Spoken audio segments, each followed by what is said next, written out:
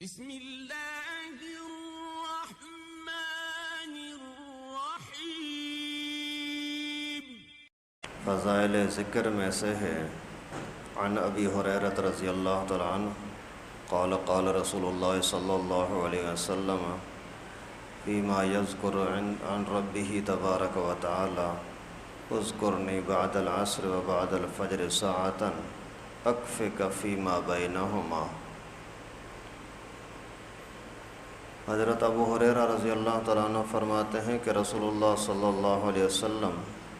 اللہ جل جلالہ کا پاک ارشاد نقل فرماتے ہیں کہ تو صبح کی نماز کے بعد اور عصر کی نماز کے بعد تھوڑی دیر مجھے یاد کر لیا کر، میں درمیانی حصے میں تیری کفایت کروں گا۔ ایک حدیث میں آیا ہے کہ اللہ رب العالمین کا ذکر کیا کر، وہ تیرے مطلب برابری میں معین ہوگا، مددگار ہوگا۔ فائدہ آخرت کے واسطے نہ صحیح، دنیا کے واسطے ہم لوگ کیسی کوششیں کر ڈالتے ہیں۔ کیا بگڑ جائے گا بھائی؟ اگر تھوڑی سی دیر صبح اور عصر کے بعد اللہ کا ذکر بھی کر لیا کریں۔ کیا حدیث میں کثرت سے ان دو وقتوں میں اللہ کے ذکر کے فضائل وارد ہوئے ہیں، اور جب اللہ جل جلالہ کفایت کا وعدہ فرماتے ہیں، پھر کسی دوسری چیز کی کیا ضرورت باقی ہے؟ دنیا کے اعتبار سے تھوڑا سا کہیں آسرا مل جائے کہ وہاں جائیں گے تو یہ کام ہو جائے گا، صرف اندازہ ہو، اس کے لیے آدمی کتنا ٹائم نکالتا ہے، پیسے بھی خرچ کرے گا، ٹائم بھی نکالے گا کہ جاؤں۔ جیسے آج کل یہ ہمارے NGOs نے ہماری عورتوں کو گھروں سے نکالنے کے لیے بے نظیر کارڈ کے نام پر کتنا ہماری عورتوں کو ذلیل کرتے ہیں۔ صبح سے لے کر کے کبھی کبھار میں جاتا ہوں مدرسے، 8 بجے سے پہلے عورتیں لائن میں کھڑی ہوتی ہیں، 12 ساڑھے 12 بجے واپسی آتے ہیں تو بھی روڈ پر، یہ بھی نہیں کہ کسی کوئی آفس میں، روڈ پر سارے آنے جانے والے دیکھ رہے ہیں کہ یہ مسلمانوں کی عورتیں 2000 روپے کے لیے 3000 روپے کے لیے کیسے ذلیل ہو رہی ہیں۔ تو ابھی یہ لالچ ہے کہ ہمیں تھوڑے سے پیسے ملیں گے، اسی کے لیے کتنے گھنٹوں کے گھنٹے لوگوں کے سامنے عزت کو خراب کر کے وہاں کھڑی ہوئی ہیں۔ اور یہاں اس حدیث مبارکہ میں اللہ رب العالمین وعدہ فرماتے ہیں کہ جو بندہ فجر کے بعد اور عصر کے بعد ساعتاً تھوڑی سی دیر کے لیے، چند لمحات کے لیے اللہ کا ذکر کرتا ہے، تو اللہ رب العالمین کا وعدہ ہے کہ آپ کے لیے میں کفایت کروں گا۔ کفایت کروں گا مطلب یہ ہے کہ آپ کے معاملات کو پورا کرنے کا میں ضامن ہوں۔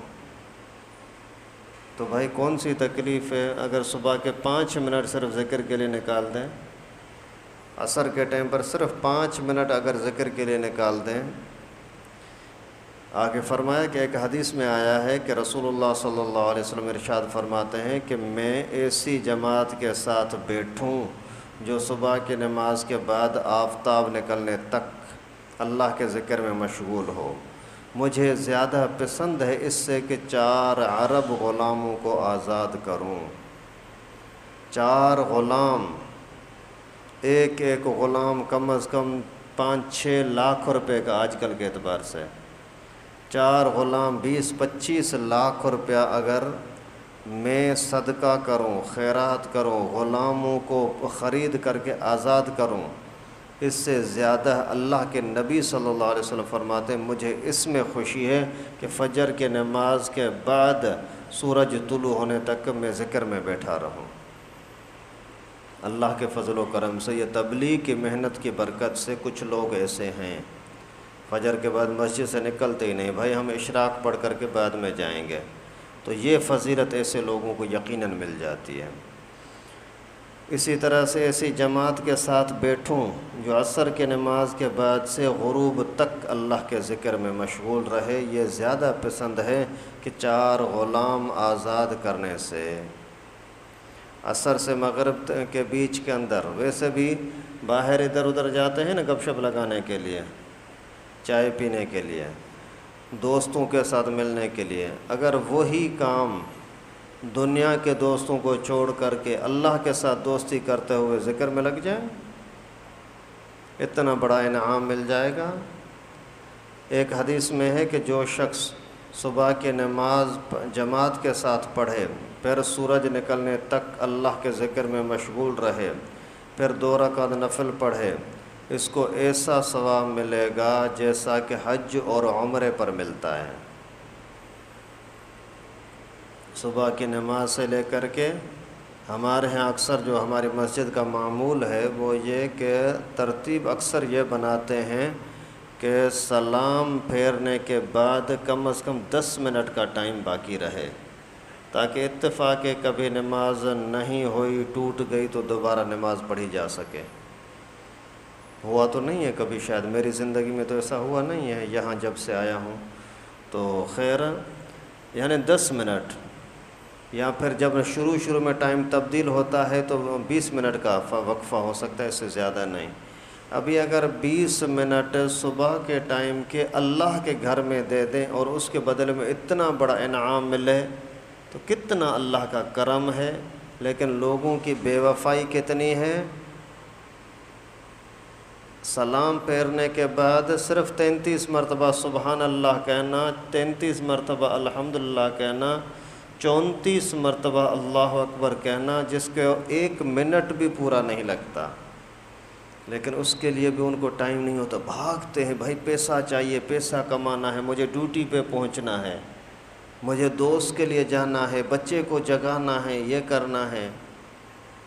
اور ایسے لوگوں کو قیامت کے دن جو حسرت ملے گی نا، اس کا دنیا میں آدمی سوچ بھی نہیں سکتا۔ اللہ کے بندے، آپ کو اللہ کے سامنے ہاتھ اٹھانے کی توفیق نہیں ملتی، حد ہوتی ہے نا، کون سا خرچہ آتا ہے یار۔ اور حج اور عمرہ بھی وہ جو کامل ہو اتنا اس کو ثواب ملے گا۔ حضور صلی اللہ علیہ وسلم کا ارشاد ہے کہ میں ایک جماعت کے ساتھ صبح کی نماز کے بعد سے آفتاب نکلنے تک، سورج نکلنے تک ذکر میں مشغول رہوں، یہ مجھے دنیا اور دنیا کی تمام چیزوں سے زیادہ محبوب ہے۔ اسی طرح عصر کی نماز کے بعد سے غروب تک ایک ایسی جماعت کے ساتھ ذکر میں مشغول رہوں، یہ مجھے دنیا اور آخرت کی تمام چیزوں سے زیادہ پسند ہے۔ انہی وجوہ سے فجر کی نماز کے بعد اور عصر کی نماز کے بعد اوراد کا، ورد کا معمول ہے، اور حضرات صوفیہ کے ہاں تو ان دونوں وقتوں کا خاص اہتمام ہے کہ صبح کی نماز کے بعد عموماً اشغال میں اہتمام فرماتے ہیں، مشغول ہونے میں اہتمام فرماتے ہیں، عصر کے بعد ورد وغیرہ کا اہتمام کرتے ہیں، بالخصوص فجر کے بعد فقہائے کرام بھی اہتمام فرماتے ہیں۔ مدونہ میں امام مالک رحمہ اللہ سے نقل کیا گیا ہے کہ فجر کی نماز کے بعد طلوع آفتاب تک باتیں کرنا مکروہ ہیں۔ فجر کی نماز سے لے کر کے طلوع آفتاب تک گپ شپ میں لگ جانا، دنیا کے کام دھندوں میں لگ جانا مکروہ ہے۔ یہ ٹائم برکت والا ہے، تلاوت کرو، ذکر کرو، سورہ یاسین پڑھو، اللہ اللہ کرو، ان چیزوں میں لگے رہو۔ اور حنفیہ میں سے صاحب در مختار رحمہ اللہ نے بھی اس وقت باتیں کرنا مکروہ لکھا ہے۔ ایک حدیث میں آیا ہے کہ جو شخص صبح کی نماز کے بعد اسی حیت سے بیٹھے ہوئے بولنے سے پہلے یہ دعا 10 مرتبہ پڑھے، یہ دعا 10 مرتبہ پڑھے، لا الہ الا اللہ وحدہ لا شریک لہ، لہ الملک ولہ الحمد یحیی ویمیت وہو علی کل شیء قدیر۔ اللہ کے سوا کوئی معبود نہیں، وہ اپنی ذات اور صفات میں اکیلا تنہا ہے، کوئی اس کا شریک نہیں، سارا ملک، ساری دنیا اور آخرت اسی ہی کے ہیں، اور جتنی خوبیاں ہیں وہ اسی اللہ کی پاک ذات کے لیے ہیں۔ وہی زندہ کرتا ہے، وہی موت دیتا ہے، اور وہ ہر چیز پر قادر ہے، قدرت رکھنے والا ہے، تو اس کے لیے 10 نیکیاں لکھی جاتی ہیں، 10 برائیاں معاف فرمائی جاتی ہیں، اور جنت میں 10 درجے بلند کیے جاتے ہیں، اور تمام دن، پورا دن شیطان سے اور ناپسندیدہ چیزوں سے، مکروہات سے محفوظ رہتے ہیں۔ ابھی آپ اندازہ کریں، لا الہ الا اللہ وحدہ لا شریک لہ لہ الملک و لہ الحمد یحیی و یمیت وہو علی کل شیء قدیر، اگر یہ ہم پڑھیں، اس کے بدلے میں 10 نیکیاں لکھی جائیں، 10 برائیاں معاف کی جائیں، اور جنت کے اندر 10 درجے بلند ہو جائیں، شیطان سے محفوظ ہو جائیں، اور ہر ناپسندیدہ چیز سے پورا دن محفوظ ہو جائیں، اس سے بڑا انعام کیا ہو سکتا ہے؟ دنیا کے اندر ایک منزل بڑھانے کے لیے آپ کی بلڈنگ کے اندر اگر گھر بنا ہوا ہے تو ایک فلیٹ اگر اوپر بنانی ہو تو کتنا کروڑوں روپے آج کل خرچہ آتا ہے، ہزاروں کی تو بات ہے ہی نہیں، لاکھوں کا بھی ویلیو نہیں ہے۔ اور یہاں یہ ہے کہ صرف وہاں بیٹھ کر کے 10 مرتبہ یہ 10 سیکنڈ کا کلمہ، 10 سیکنڈ کے یہ الفاظ 10 مرتبہ پڑھ لیں تو اللہ رب العالمین اتنا بڑا انعام عطا فرمائیں گے۔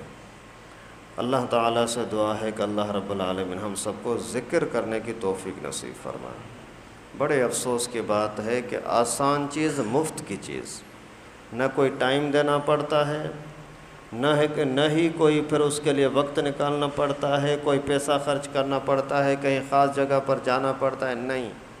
چلتے پھرتے اٹھتے بیٹھتے بس اللہ اللہ اللہ اللہ اللہ کا نام لیتے رہیں، کون سی تکلیف ہے؟ لیکن شیطان کرنے نہیں دیتا، شیطان کرنے نہیں دیتا۔ دنیا کے لوگوں کا تھوڑا سا احسان ہوتا ہے نا، اس کے لیے بار بار کہتے ہیں اس نے بڑا احسان کیا،